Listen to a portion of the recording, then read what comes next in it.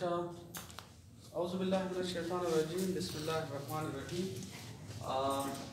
देखिए, we are going to study beats. ठीक है, बीट्स का मतलब है the periodic alternations between the maximum and minimum loudnesses of sound waves due to small difference in frequencies are called beats. Okay? Periodic means which occurs after equal intervals of time.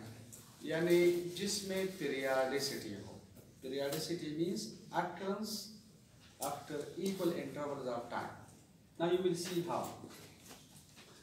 Alternations का मतलब है changes, variations, alterations वगैरह between maximum and minimum loudnesses of sound waves, लेकिन sound waves की frequencies में अगर small difference है, ठीक है, ये small difference क्यों जरूरी है for producing beats? Now you will understand कि किस तरह, ठीक है, क्योंकि अगर ये difference ज़्यादा है तो फिर beats possible नहीं है, और अगर ये डिफरेंस बिल्कुल जीरो है तो फिर भी पॉसिबल नहीं है, ठीक है। नाउ यू विल सी के हाउ। तो look it, for the time being forget about this definition, ठीक है, will be back to this definition कि इसका क्या मतलब है। तो पहले आप इधर देखिए, ये दो ट्यूनिंग फोर्क्स है, tuning fork A and B, और वहां पर एक लिसनर खड़ा है। इस ट्यूनिंग फोर्क की फ्रीक्वेंसी है 256 हर्ट्ज। तो 256 हर्ट्ज का मतलब है कि इस ट्यूनिंग फोर्क के जो प्रॉन्ग्स हैं they are vibrating and they are completing 256 vibrations per second. 256 hertz का मतलब है 256 वाइब्रेशंस पर सेकंड, और इसकी फ्रीक्वेंसी है 254 hertz, means 254 vibrations per second. याद रखिए, इस ट्यूनिंग फोर्क की फ्रीक्वेंसी 256 हर्ट्ज है। तो 256 हर्ट्ज का मतलब है कि जो साउंड आवाज यहाँ पर पैदा हो रही है उस आवाज की फ्रीक्वेंसी भी 256 हर्ट्ज या 256 वाइब्रेशंस पर सेकंड होगी, ठीक है। आवाज की फ्रीक्वेंसी का मतलब है सोर्स की फ्रीक्वेंसी, या सोर्स की फ्रीक्वेंसी का मतलब है आवाज की फ्रीक्वेंसी, ठीक है। इसी वजह से हम कहते हैं कि when a wave is passing through a particular medium या it travels, तो frequency doesn't change, क्योंकि frequency किसकी होती है? सोर्स की होती है। क्लियर? अब देखिए, एक एक स्टेप को देखिए and then we will be back to the definition. Look at, आपको पता है frequency का मतलब है number of vibrations per second, यानी number of vibration per unit time, या फ्रीक्वेंसी का मतलब है number of waves per unit time, यानी पर सेकंड। हमने इसी चैप्टर में लास्ट टाइम पढ़ा था कि अगर किसी पार्टिकुलर पॉइंट से सपोज एक सेकंड में 10 वेव्स आर पासिंग, तो फ्रीक्वेंसी विल बी 10 वेव्स पर सेकंड। अगर एक सेकंड में 100 वेव्स आर पासिंग, तो फ्रीक्वेंसी विल बी 100 वेव्स पर सेकंड, ठीक है। जब आप नंबर ऑफ वेव्स को या नंबर ऑफ वाइब्रेशंस को, हमने पढ़ा था कि एक वाइब्रेशन का मतलब है एक वेव, ऐसा इफ यू रिमेंबर, एक वाइब्रेशन का मतलब है एक वेव। तो नंबर ऑफ वेव्स या नंबर ऑफ वाइब्रेशंस बराबर है f मल्टीप्लाइड बाय t। जब आप फ्रीक्वेंसी को टाइम से मल्टीप्लाई करें you will get number of vibrations. इस कॉन्सेप्ट को we are going to apply in beats। लेकिन look at, ये ट्यूनिंग फोर्क 256 वाइब्रेशंस एक सेकंड में कवर कर रहा है। तो अगर आप ऐसा करें कि एक सेकंड को 4 पार्ट्स में डिवाइड करें, तो we will write 1 over 4, 1 over 4, 1 over 4, 1 over 4। 1 over 4 को अगर आप 4 दफा ऐड करें यू आर गेटिंग 1 सेकंड। मैंने एक सेकंड को 4 पार्ट्स में डिवाइड किया। क्यों डिवाइड किया, ये राज की बात है, बाद में बताऊंगा, ठीक है, कि एक सेकंड को मैंने 4 पार्ट्स में क्यों डिवाइड किया है, फिलहाल मैं नहीं बता सकता, आखिर में मैं बताऊंगा कि क्या रीजन है। अब जरा गौर से देखिए, पहले we are going to study number of vibrations after 1/4 second. 1/4 के साथ 1/4 ऐड करें तो कितना आ जाएगा? हाफ सेकंड के बाद we will calculate the number of vibrations. Half के साथ 1/4 ऐड करें तो 3/4 सेकंड के बाद 3/4 के साथ 1/4 ऐड करें तो you will get 1. तो आप लोग अगर इसमें देखें तो इसमें पीरियोडिसिटी है, repetition after equal intervals of time है. मसलन देखें 1/4 और हाफ के दरमियान गैप कितना है? 1/4. 1/2 और 3/4 के दरमियान गैप 1/4. 3/4 और 1 के दरमियान गैप 1/4. तो आप देखिए इसमें पीरियोडिसिटी है. तो लुक एट नंबर 1. देखिए नंबर 1 एक एक स्टेप को आप देखिए आराम से. And we are going towards the result because we want to study beads. So look at, I'm going to write here number 1 after 1/4 seconds.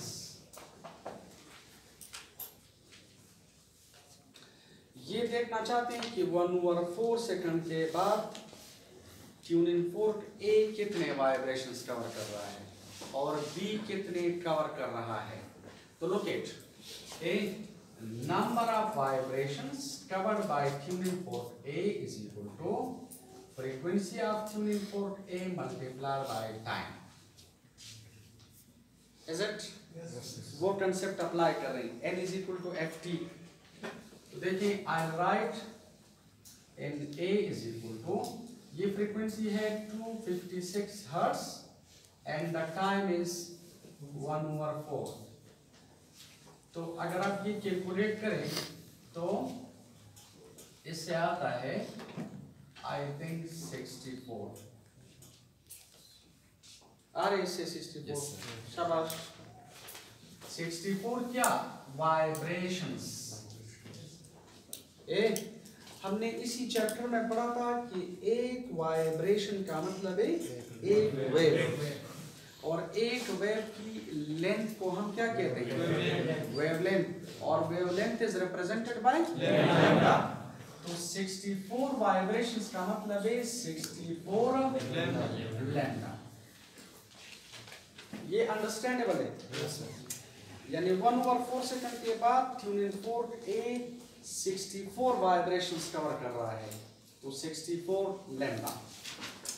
और देखिए अगर आप B के लिए कैलकुलेशन करें तो NB is equal to frequency of tuning fork B multiplied by time.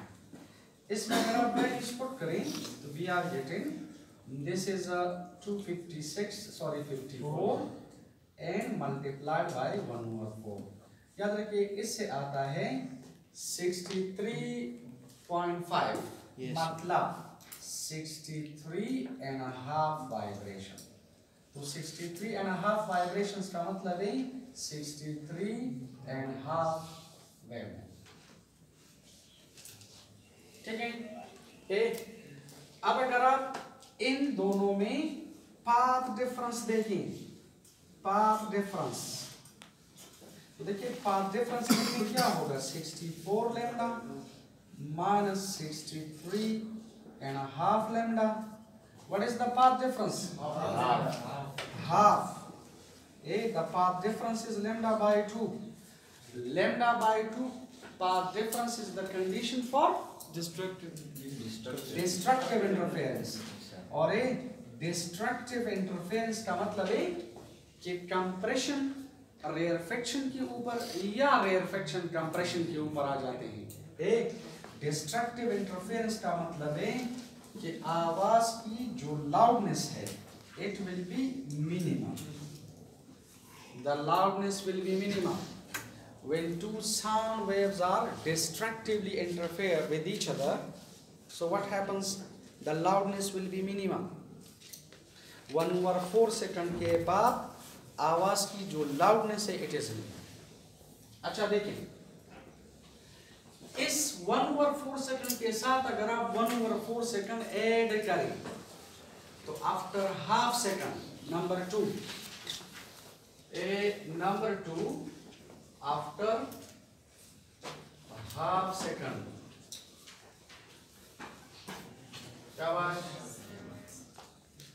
तो number of vibrations cover by tuning fork A ये इस तरह है, ठीक है, यानी FT I write like this FT तो यह आ जाएगा number of vibrations, frequency is 256 and the time is half. आप ये कैलकुलेशन करें इससे क्या आता है 128 28 yes sure yes 128 vibrations 128 vibrations का क्या मतलब है 128 lambda यानी 128 लैम्डा। और अगर आप B के लिए कैलकुलेशन करें this will be frequency of tuning fork B multiplied by T so this will be NB is equal to 127 254 multiplied by half क्या आता है 127 127 इससे आता है 127 तो 127 वाइब्रेशंस का मतलब है 127 लैम्डा ये कंप्लीट 127 वाइब्रेशंस है सॉरी 28 और ये कंप्लीट 127 वाइब्रेशंस है यानी ये 128 लैम्डा है ये 127 लैम्डा है। If you calculate the path difference, path difference आप calculate करें तो 128 lambda minus 127 lambda. So we say the path difference is 1 lambda.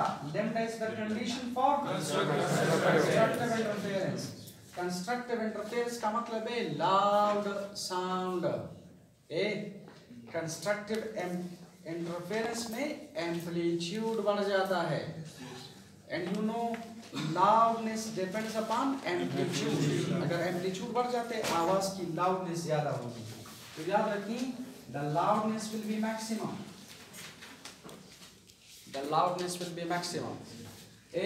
आप लोग देखें 1/4 सेकंड के बाद आवाज की लाउडनेस इज मिनिमम। जब 1/4 सेकंड फिर गुजर जाते हैं तो आप देखिए आवाज की जो लाउडनेस है दिस इज मैक्सिमम, ठीक है। And now you will see जब 1/4 सेकंड फिर गुजर जाते हैं फिर आवाज की लाउडनेस विल बी मिनिमम और जब फिर गुजर जाते हैं तो फिर मैक्सिमम।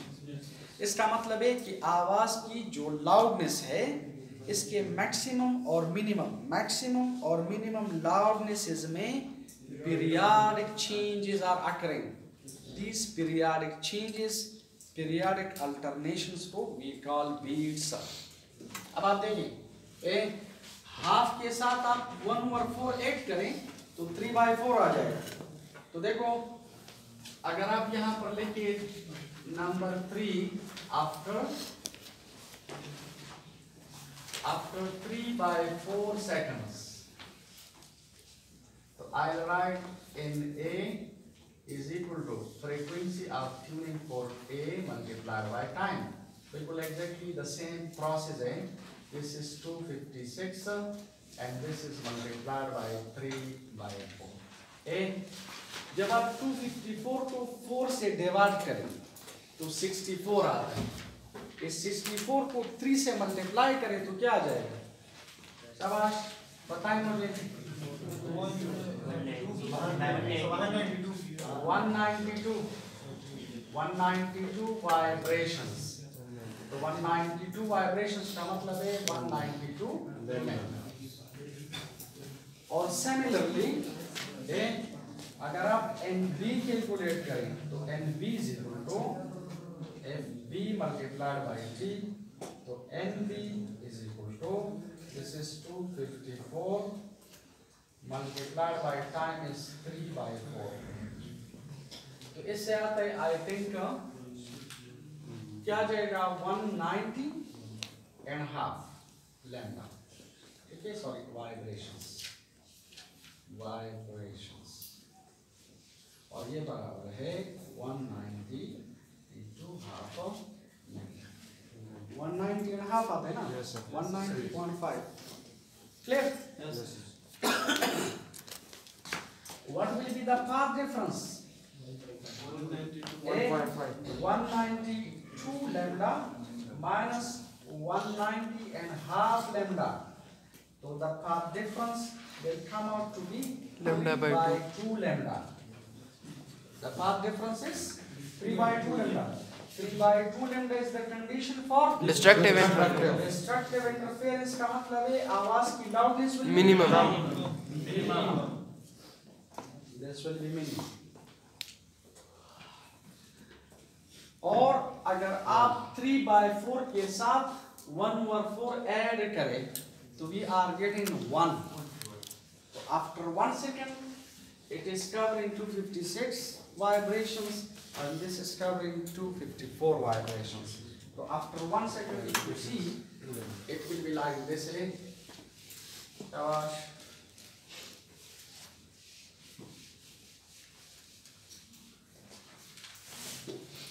ये लेता है? Yes, sir.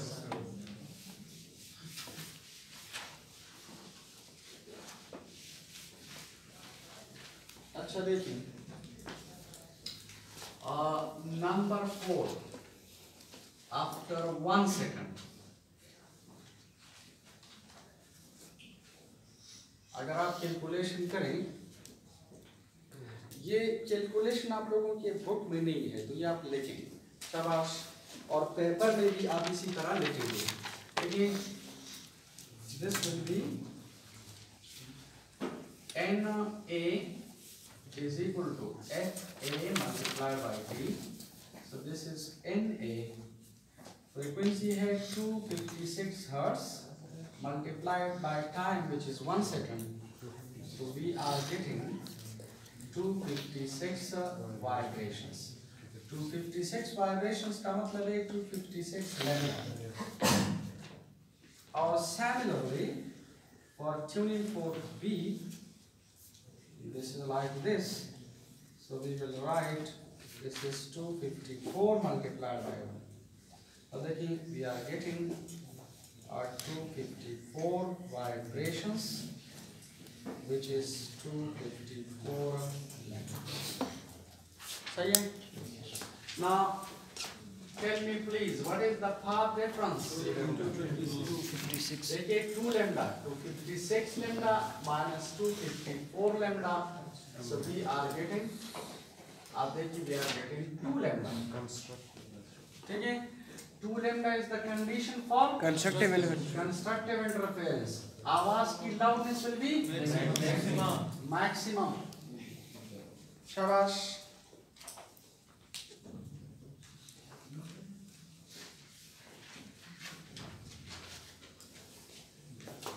अच्छा, अब देखें, इस कैलकुलेशन से आपने खुद देखा कि 1/4 सेकंड के बाद आवाज की लाउडनेस मिनिमम, फिर 1/4 सेकंड के बाद मैक्सिमम, फिर 1/4 सेकंड के बाद मिनिमम, फिर 1/4 सेकंड के बाद मैक्सिमम. तो please remember, if you see आपने एक दफा आवाज नहीं सुनी फिर सुनी, दिस इज कॉल्ड 1 बीट. देखिए, एक दफा यानी 1/4 सेकंड के बाद आपने आवाज नहीं सुनी, फिर 1/4 सेकंड के बाद आवाज आपने सुनी, दिस इज कॉल्ड 1 बीट. फिर आपने आवाज नहीं सुनी फिर सुनी, this is another beat. Clear? यानी आपने 1 सेकंड में आवाज कितनी दफा सुनी? 2 दफा. इसका मतलब है कि 1 सेकंड में कितने बीट्स पैदा हो गए? 2. तो गौर से देखो, लुक इट. आप मुझे ये बताएं, ट्यूनिंग फोर्क ए की फ्रीक्वेंसी कितनी है? 256 हर्ट्ज. और बी की कितनी है? 254 हर्ट्ज. 256 माइनस 254 2. फ्रीक्वेंसीज में डिफरेंस कितना है? 2. नंबर ऑफ बीट्स 1 सेकंड में कितने पैदा हो गए? 2. यानी difference in frequencies is equal to number of beats. We can write like this. the difference in frequencies is equal to the number of beats. इसे प्लस माइनस लिखते हैं. Plus minus का क्या मतलब है मैं बता रहा हूँ, लेकिन difference in frequencies is equal to number of beats. The difference in frequencies is equal to the number of beats. अब मुझे कैसे पता चला? Look it. 1 सेकंड को मैंने 4 पार्ट्स में क्यों डिवाइड किया? 1 सेकंड को मैंने 4 पार्ट्स में क्यों डिवाइड किया? क्योंकि ये फ्रीक्वेंसी 256 है, ये 254 है, इनके दरमियान जो डिफरेंस है वो 2 है. इसका मतलब है 1 सेकंड में 2 बीट्स पैदा हो रहे हैं. तो 2 बीट्स तब पैदा होंगे अगर आप 1 सेकंड को 4 पार्ट्स में डिवाइड करेंगे, क्योंकि 1 बीट का मतलब है minimum maximum, minimum maximum. 1 second में 2 बीट्स पैदा हो रहे हैं. याद रखिए, अगर 1 सेकंड में 2 बीट्स पैदा हो रहे हैं तो 1 सेकंड को 4 पार्ट्स में डिवाइड करो. 1 सेकंड में अगर 3 बीट्स पैदा हो रही हैं तो इसे 6 पार्ट्स में डिवाइड करो. 1 सेकंड में 4 बीट्स पैदा हो रही हैं तो 8 पार्ट्स में डिवाइड करो. 1 सेकंड में 1 बीट पैदा हो रहे हैं तो 2 पार्ट्स में डिवाइड करो. Now you got the concept? Yes, sir. देखिए 1 सेकंड को मैंने 4 पार्ट्स में क्यों डिवाइड किया? क्योंकि 1 सेकंड में 2 बीट्स पैदा हो रहे हैं.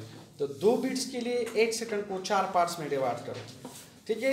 3 बीट्स के लिए 6 पार्ट्स में डिवाइड करो, यानी डबल करो. और आप देखिए 4 बीट्स के लिए 8 पार्ट्स में, एंड सो ऑन. समझ आ रही है? अच्छा, याद रखिए ये जो n है ना, इस n का मतलब है number of beats per second. इसी वजह से इस n को we call beat frequency. This n is called beat frequency. Beat frequency का मतलब है number of beats per second. ठीक है. बीट फ्रीक्वेंसी का मतलब है number of beats per second. अच्छा, ये मैंने प्लस माइनस क्यों लेता? अगर ये सपोज 256 है और ये 254 है तो ज्यादा माइनस कम इज पॉजिटिव. लेकिन अगर ये कम है, ये ज्यादा है, तो कम माइनस ज्यादा इज नेगेटिव. तो इसी वजह से वी राइट प्लस माइनस. लेकिन याद रखिए ये जो प्लस माइनस हैं, they play a very very important role in solving the numericals. ठीक है. न्यूमेरिकल्स के सॉल्यूशन में ये जो प्लस माइनस है, क्योंकि कभी कभार एक ट्यूनिंग फोर्क हम लेते हैं और कहते हैं कि दूसरे ट्यूनिंग फोर्क को हमने थोड़ा सा लोड कर लिया. लोड का मतलब है उसके ऊपर आप वैक्स लगा ले या किसी और स्टिकी चीज़ को लगा ले तो उसकी जो फ्रीक्वेंसी है वो कम हो जाती है. ठीक है. तो before loading and after loading you calculate the number of beats. और कहते हैं कि फिर लोडिंग के बाद आप फ्रीक्वेंसी कैलकुलेट करें या लोडिंग से पहले फ्लैट ट्यूनिंग फोर्क की फ्रीक्वेंसी कैलकुलेट करें. तो उस फ्रीक्वेंसी की कैलकुलेशन में ये जो प्लस माइनस हैं, they play a very important role. Is it? अच्छा, याद रखिए इस फार्मूले का फायदा ये है कि अगर आपको नंबर ऑफ बीट्स का पता है, एक ट्यूनिंग फोर्क की फ्रीक्वेंसी का पता है, तो आप दूसरे ट्यूनिंग फोर्क की फ्रीक्वेंसी कैलकुलेट कर सकते हैं. मसलन आपको n का पता है, fb का पता है, यू कैन कैलकुलेट fa. आपको n का पता है, fa का पता है, यू कैन कैलकुलेट fb. और अगर आपको दोनों फ्रीक्वेंसीज का पता है तो you can calculate number of beats. ठीक है. तो याद रखिए beats are very important. Beats play very important role in tuning the musical instruments. कभी कभार वो जो गिटार वाले होते हैं, सितार वाले, तो वो क्या करते हैं, आपने देखा होगा, वो जब आ जाते हैं तो ज़रा बदला पूख की चाबी दागट की अरेंजमेंट की और टाइट के लिए कले लूज की कले टाइट की. ठीक ना. तो वो क्या करते हैं, एक वायर को उसमें टाइट करके उसे स्टैंडर्ड बनाते हैं. उसको स्टैंडर्ड बनाते हैं. बाकी वायर्स जो हैं वो इसकी फिर स्टैंडर्ड वायर के साथ ट्यूनिंग करते हैं. बार बार इसे चेक करते हैं कि फॉर एग्जांपल स्टैंडर्ड की जो फ्रीक्वेंसी है ये किस तरह आवाज़ पैदा कर रही है. अब दूसरे वायर को मैं इसके साथ किस तरह सेट करूं कि इन दोनों की फ्रीक्वेंसीज में थोड़ी सी डिफरेंस आ जाए और जो बीट्स पैदा हो रही हैं, जो आवाज़ पैदा हो रही है, वो लोगों को अच्छी लगे। ठीक है, फिर तीसरी वायर को इस तरह उस स्टैंडर्ड वायर के साथ उसकी ट्यूनिंग कर रहे हैं। याद रखें, जो बीट्स हैं they play a very important role in tuning the musical instruments. ठीक है, म्यूजिकल इंस्ट्रूमेंट्स की जब आप ट्यूनिंग करते हैं so beats play very vital role. अच्छा देखें, आप लोगों के बुक में इन्होंने एक थोड़ा सा कैलकुलेशन किया है। देखिए याद रखिए, they have got the same formula, the same thing, the same formula इन्होंने वो लिया है। लेकिन लुक इट, आप जरा गौर से देखिए, इन्होंने इस तरह लिखा है कि for example look it, 1/4 second के बाद, गौर से सुने प्लीज, 1/4 सेकंड के बाद आवाज मिनिमम फिर maximum, this is called first beat. फिर 1/4 सेकंड के बाद आवाज मिनिमम फिर maximum, this is called second beat. तो इस फर्स्ट बीट और सेकंड बीट के दरमियान there is a time interval which is called period represented by capital D। अगर आप ऐसा करें कि इस टाइम पीरियड को फर्स्ट और सेकंड बीट के दरमियान जो टाइम का गैप है that is called time period. उस टाइम पीरियड को अगर आप ट्यूनिंग फोर्क ए की फ्रीक्वेंसी से मल्टीप्लाई करें, क्लियर, और इसी तरह इस टाइम पीरियड को आप ट्यूनिंग फोर्क बी की फ्रीक्वेंसी से मल्टीप्लाई करें, ठीक है ना। तो याद रखें, फर्स्ट बीट और सेकंड बीट, असल में what is time period multiplied by frequency. Time period को देखें, गौर से देखो, आपको पता है टाइम पीरियड और frequency are inverse to each other, they are reciprocal dimensionally. तो अगर आप t को f से मल्टीप्लाई करें, you are getting 1, you are getting a number. In other words, time period को अगर आप फ्रीक्वेंसी से मल्टीप्लाई करें, you are getting number of vibrations. तो याद रखिए, एक बीट और दूसरे बीट के दरमियान, देखिए this is a number, this is a number, लेकिन एक सेकंड बीट और फर्स्ट बीट के दरमियान जो डिफरेंस है वो एक वेव का है। तो therefore we call this is 1।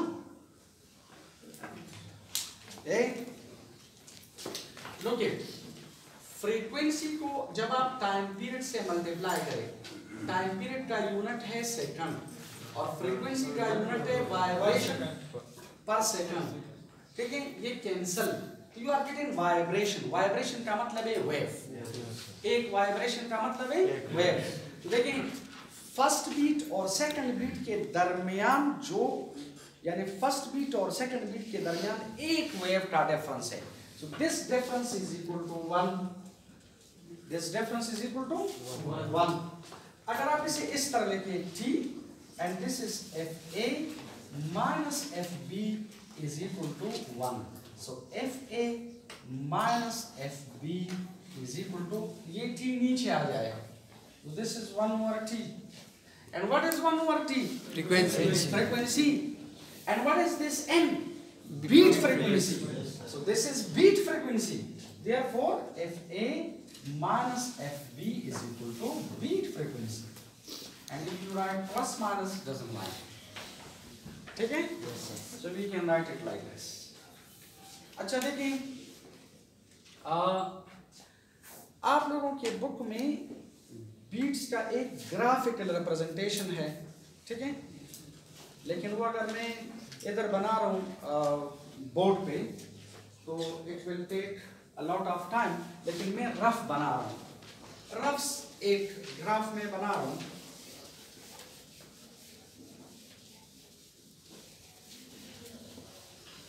ठीक है,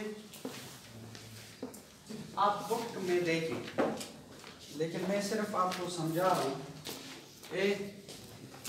लेट अस सपोज अगर ये एक वेव है, ठीक है, दिस इज वन वेव, यानी एक साउंड है, sound is traveling in the form of compressions and rarefactions. लेकिन compressions और rarefactions को graphically we can represent like this, doesn't matter. This is another, this is for example another. लेकिन इन दोनों के frequencies में थोड़ा सा फर्क है, a small difference is there. यानी एक number of waves कम है, एक ज्यादा है। एक नंबर ऑफ वेव्स यानी ये मसलन एक वेव्स या नंबर ऑफ वेव्स कम है, एक ज्यादा है इस पार्टिकुलर प्लेस में, तो ऑटोमेटिकली एक की जो वेवलेंथ है वो थोड़ी सी कम, एक की थोड़ी सी ज्यादा। तो जब ये एक दूसरे के ऊपर आ जाती है तो दे डू इंटरफेरेंस, लेकिन वो इंटरफेरेंस हम इस पर शो कर रहे हैं, वो इंटरफेरेंस हम इस पर शो कर रहे हैं, ठीक है।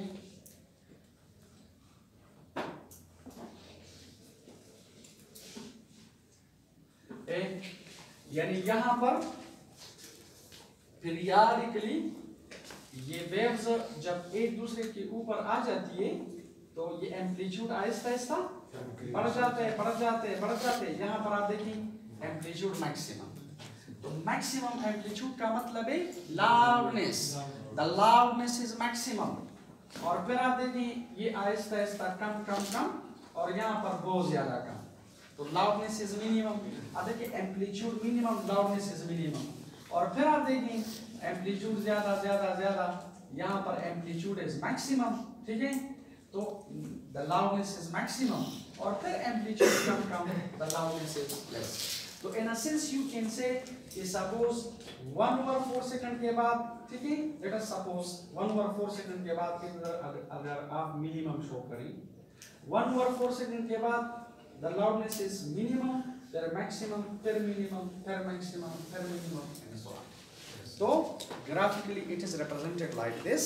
इसका मतलब है कि आवाज की जो loudnesses हैं, इन loudnesses में periodic alternations are coming, and these periodic alternations which are taking place between the maximum and minimum loudnesses of sound waves are called peaks.